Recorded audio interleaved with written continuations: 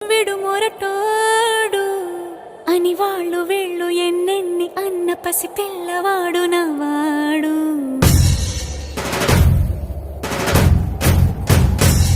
విడు ముండోడు అని ఊరు వాడ అనుకున్న గాని మహారాజు నాకు నవ్వాడు.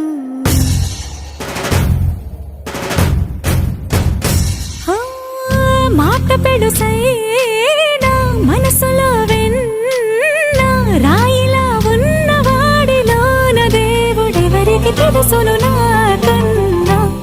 సూసేకి అగ్గిరవ్వ మాదిరే ఉంటాడు.